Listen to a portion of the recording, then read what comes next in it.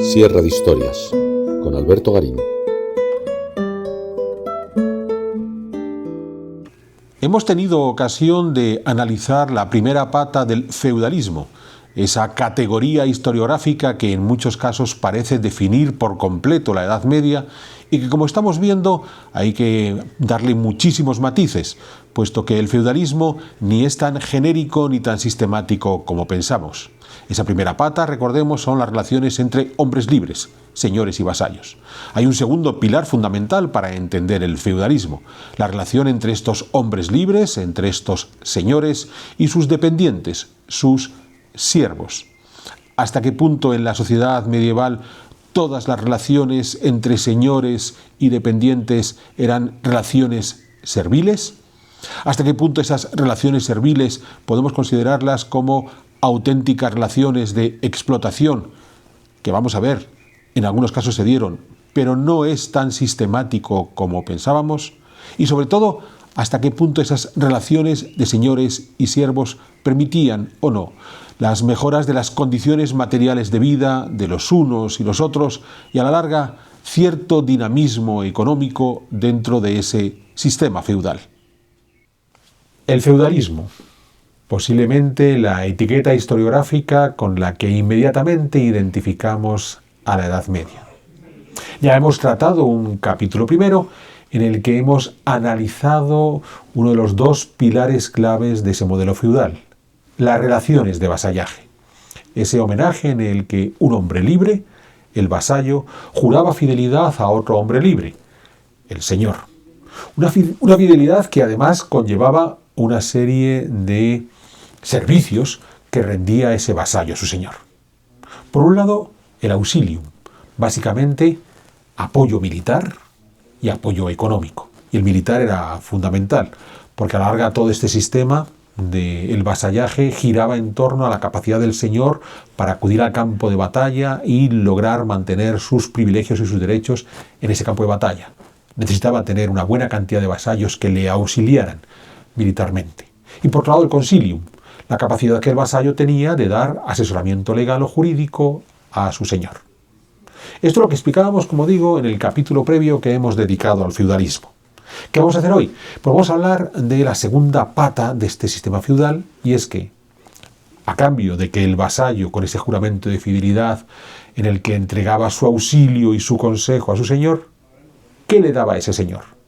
Pues lo que le daba en esencia era el feudo, que básicamente era un territorio a partir del cual el vasallo podría sostenerse, sobrevivir, vivir y sobre todo recaudar los recursos necesarios para tener las armas con las que acudir al combate. ¿Y cuáles eran las características de ese feudo? Entendamos uno, que si el señor le entrega el feudo al vasallo es porque el señor de partida es el propietario, el que tiene los derechos de propiedad sobre ese territorio y le entrega esos derechos de propiedad a su vasallo. Esto quiere decir que como usufructo que recibe el vasallo de su señor, ese usufructo podía ser temporal, podía ser permanente. Ese usufructo podía incidir exclusivamente en derechos de propiedad o podía ir escalando y también implicar derechos fiscales o derechos jurisdiccionales. Pero vamos más lejos. En principio, en la historiografía marxista, a la que volveremos dentro de un momento, se nos suele explicar que en toda esta componenda feudal el principal beneficiario era el vasallo, aunque nos pueda parecer contradictorio por ese término de vasallo. ¿Por qué era el principal beneficiario? Porque a la larga lo que el vasallo busca es recibir el feudo y buscar los mecanismos para no tener que cumplir su juramento de fidelidad, quedarse con todo y no dar nada a cambio. Y aquí es muy llamativo, porque, por ejemplo, hay todo un debate historiográfico de cómo el usufructo progresivamente se fue convirtiendo en algo prácticamente eterno.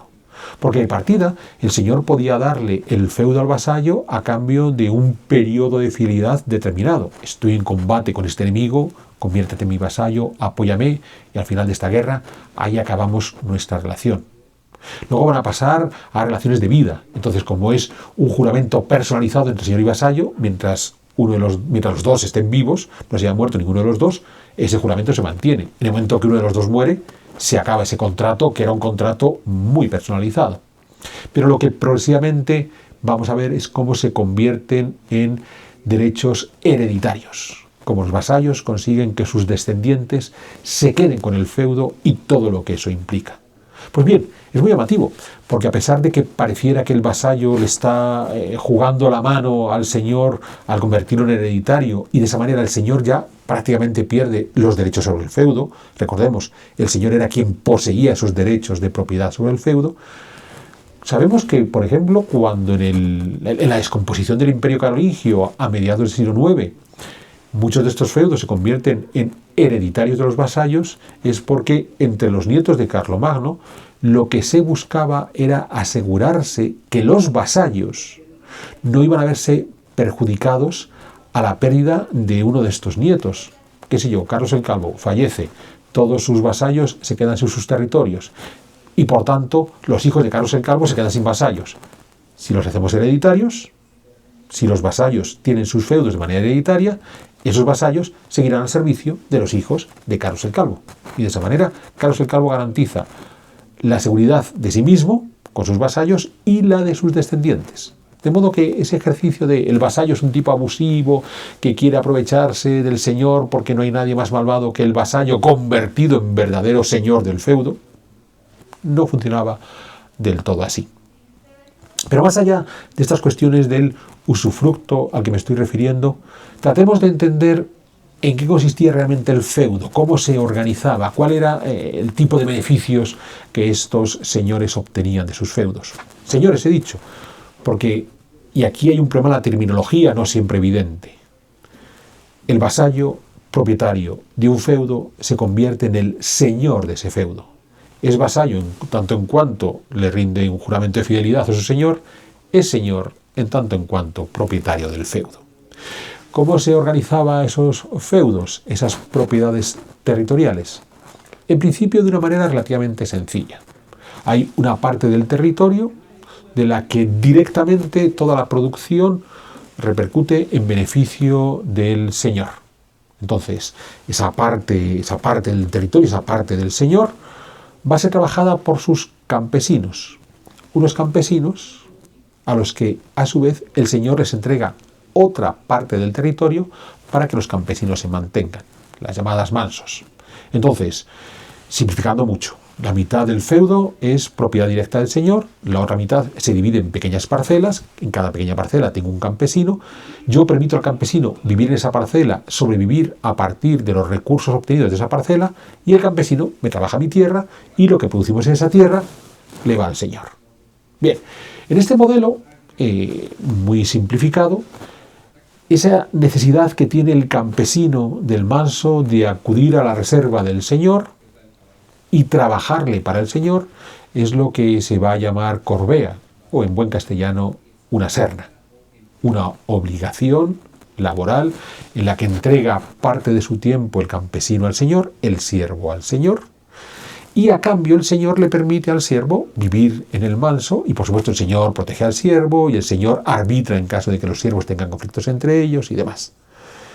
Las sernas no se reducían exclusivamente a que determinados días a la semana el campesino tuviera que ir a trabajar a la reserva del señor.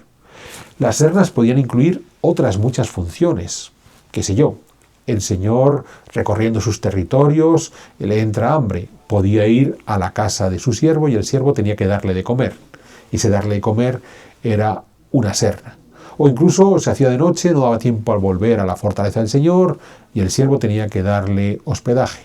Esa es una serna. O el campesino, el siervo, ha cultivado cereal en su manso, en su pequeña parcela, y cuando corta ese cereal, en el momento de la molienda, tiene que acudir exclusivamente al molino del señor. Es otra serna. Bien, lo que va a ocurrir es que estos señores feudales, recordemos, los vasallos, dependiendo de sus ambiciones, pueden desarrollar una mayor o una menor cantidad de sernas, de obligaciones que les exigen a sus siervos vis a vis de esa relación de servidumbre. Y claro, eso es lo que va a derivar al modelo de análisis marxista que considera que en estas relaciones de servidumbre lo que nos vamos a encontrar esencialmente son relaciones de explotación. El vasallo se ha quedado con la propiedad de la tierra. Ese usufructo inicial temporal lo convierte en permanente, en eterno, ¿vale? Con lo que sacamos de la ecuación al señor, al rey, que le ha entregado el feudo al duque y que de alguna manera podía ser una protección última del siervo. El vasallo se ha quedado con la tierra, se ha convertido en un auténtico señor feudal del territorio. Y a continuación, más allá de la reserva del señor y de los mansos, empieza a acrecentar el número de sernas que sus campesinos, que sus siervos tienen que darle a cambio de ser, de poder vivir en esos mansos. El resultado, ya digo, es un modelo de explotación. Y eso es lo que Karl Marx analizó cuando estableció su dinámica histórica, en la que consideraba que había una sucesión de modos de producción que inevitablemente, porque no había de otra, a través de la dialéctica, habían de concluir en el modo de producción comunista. Pues bien, en la, digamos, tercera etapa, hay una etapa inicial, la de recolectores cazadores preestatales, se establece el Estado. El primer modo de producción es el esclavista, el siguiente es el feudal, el número 4 sería el capitalista y ya la etapa final, donde todos seríamos felices, sería la comunista. Llevamos varios años produciendo nuestros programas de divulgación de historia e historia del arte a través de Sierra de Historias. Y lo hemos conseguido gracias al apoyo de todos ustedes que con regularidad se han convertido en espectadores de nuestros vídeos. Nos gustaría poder seguir haciéndolo y para ello hoy me atrevo a pedirles su apoyo. Les voy a pedir que se suscriban a nuestro canal aquellos que aún no lo han hecho, para así estar al corriente de las nuevas producciones que vamos incorporando a este canal. Y además invitándoles a aquellos que nos puedan echar una mano económicamente a hacerse miembros de Sierra de Historias, porque esa es la mejor forma de garantizar que podemos seguir adelante con nuestro trabajo, en donde nuestro empeño por lograr una divulgación histórica en la que el arte sea fundamental es la clave. Sé que muchos de ustedes aprecian este trabajo y sé que van a poder hacer ese esfuerzo, de modo que permitan agradecérselo por adelantado y ahora sigamos disfrutando de nuestras Sierra de Historias. ¿En qué consiste ese modo de producción feudal? Recordemos que cuando hablamos de modos de producción en el ámbito marxista es la suma de las fuerzas productivas. Las fuerzas productivas son todas las herramientas y conocimientos que tenemos para producir en agricultura, en ganadería, en pesca, en minería o en industria. Más las relaciones de producción. ¿Quién decide qué se produce? ¿Quién ejecuta? ¿Quién realmente trabaja? ¿Quién recibe los beneficios de esa ejecución? Todo este tipo de relaciones, ya digo, relaciones de producción, fuerzas productivas más relaciones de producción, eso es el modo de producción. Es muy interesante porque en las relaciones de producción, en el marxismo se va a distinguir claramente aquel que es harto evidente que está trabajando porque está llevando a cabo acciones, en muchos casos manuales, que demuestran que está trabajando, el campesino que de sol a sol abre surcos en la tierra o siembra o cosecha, parece que es evidente que está trabajando. Mientras que, por ejemplo, que el señor feudal, dueño de ese territorio, pueda buscar semillas de mejor calidad, pueda buscar cómo el excedente llevarlo al mercado, a la feria, y de esa manera obtener unas mayores ganancias que incluso podría repercutir en pro de sus siervos, qué sé yo, construyendo un nuevo puente o creando una nueva presa para que haya más regadío y el regadío llegue por igual a la reserva del señor que a los mansos. Pues todo eso no se computaba dentro del trabajo, con lo cual era muy llamativo, porque en las relaciones de producción era muy interesante el hecho de quién toma determinadas decisiones arbitrarias, el explotador, el empresario explotador, y quién está trabajando realmente, el tipo que abre el surco. Entonces, que ese, entre comillas, empresario, que ese señor feudal, mejore las semillas, o que ese señor feudal busque dónde encontrar una buena feria para tener mejores beneficios y así construir un puente o una presa, eso no se considera trabajo. Pero bueno, es el modelo marxista simplificador de los modos de producción. El modo de producción feudal, al contrario del esclavista, tenía una diferencia fundamental. En el modo de producción esclavista, el explotado, el esclavo, era propiedad del explotador. qué sé yo, el patricio en el mundo romano. En el modo de producción feudal hay una sutilidad. El explotador, el señor feudal, es dueño del territorio. Y el explotado, el siervo, está vinculado a ese territorio. Es decir, el siervo no es un esclavo propiedad del señor.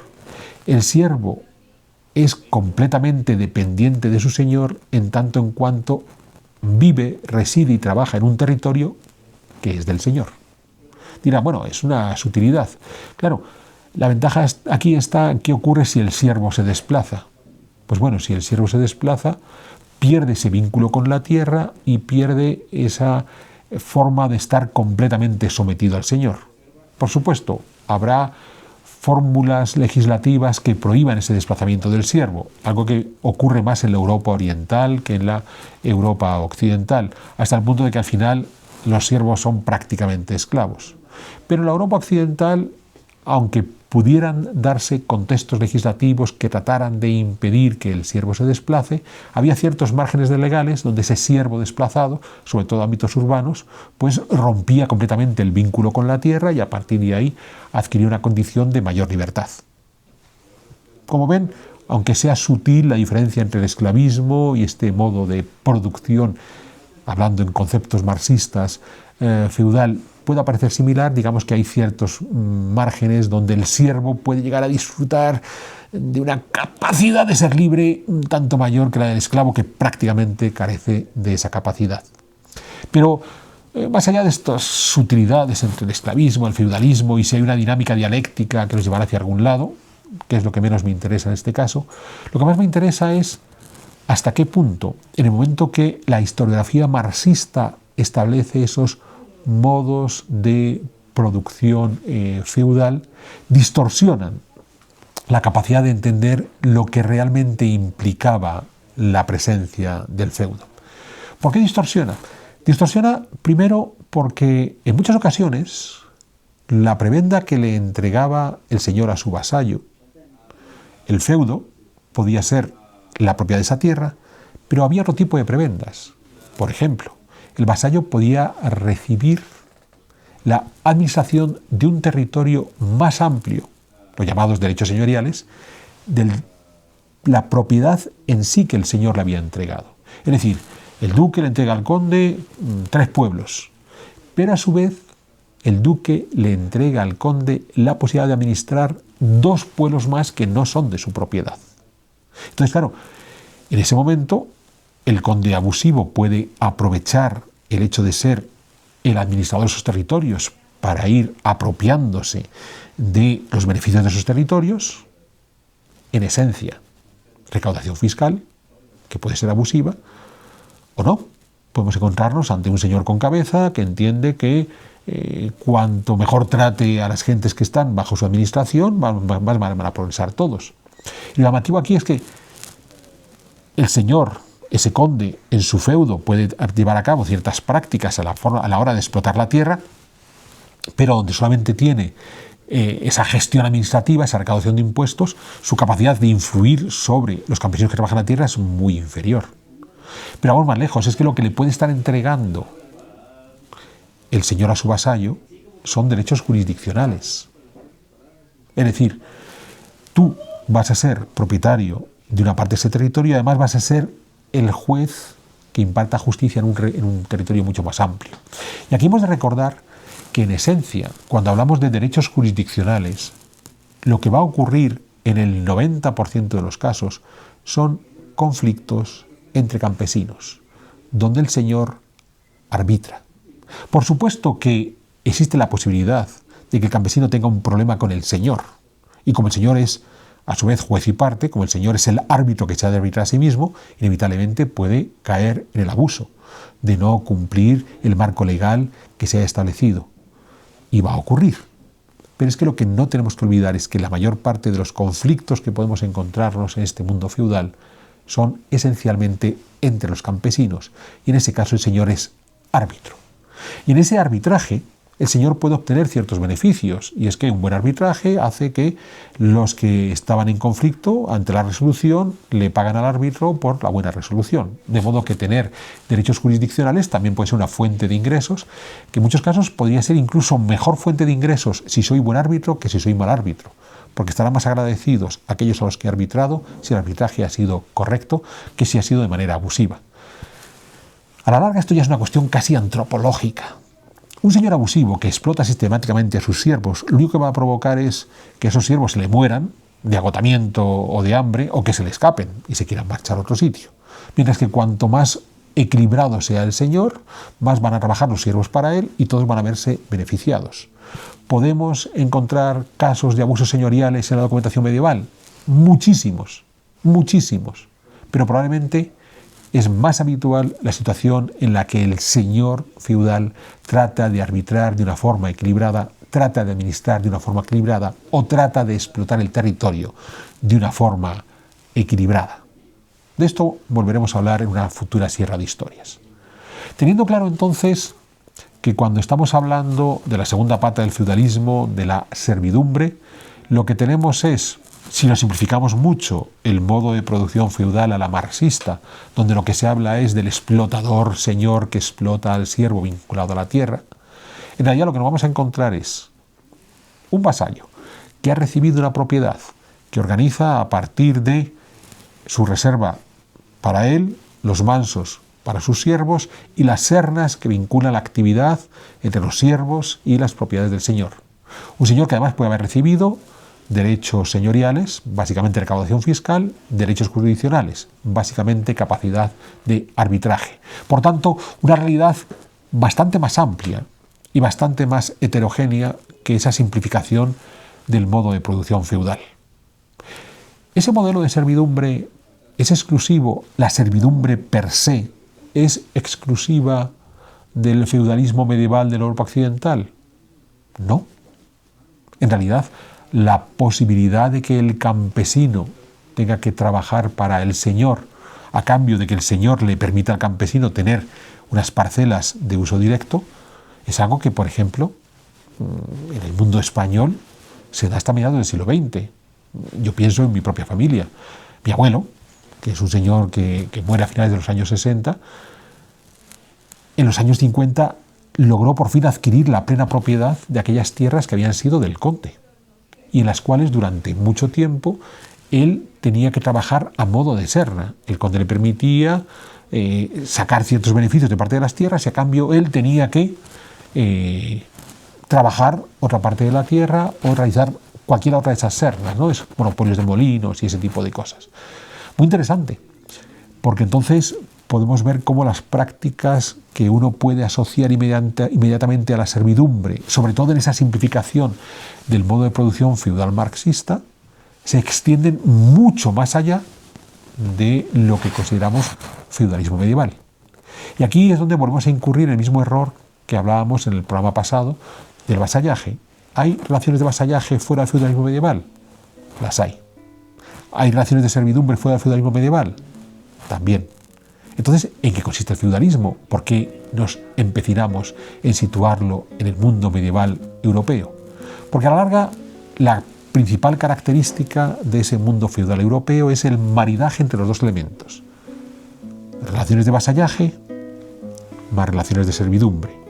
Cuando estas dos se unen en un contexto ya no solamente económico, también político, también cultural e incluso religioso, ahí ya empezamos a aterrizar en lo que realmente es feudalismo. Si feudalismo fuera exclusivamente el modo de producción feudal a la marxista, pues podemos empezar a encontrarlo en esa relación de señor-siervo desde el antiguo Egipto hasta los años 50 en la España franquista. Si el feudalismo fuera exclusivamente relaciones de vasallaje, lo podríamos encontrar desde los periodos intermedios del antiguo Egipto hasta los señores de la guerra contemporánea.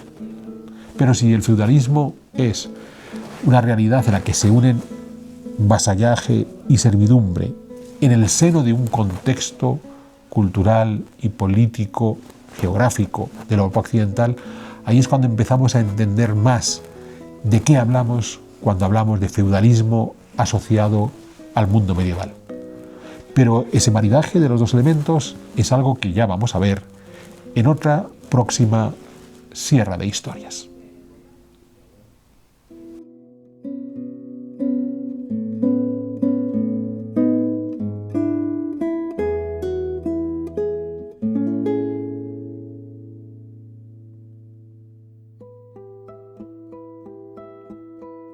¿Quieres incorporarte a la comunidad de Sierra de Historias?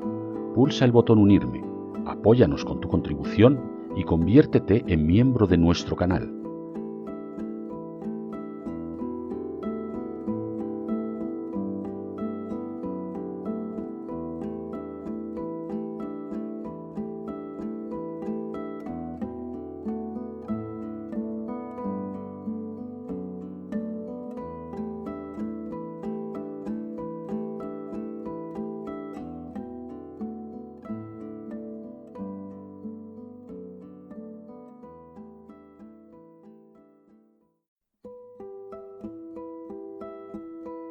¿Quieres incorporarte a la comunidad de Sierra de Historias? Pulsa el botón Unirme, apóyanos con tu contribución y conviértete en miembro de nuestro canal.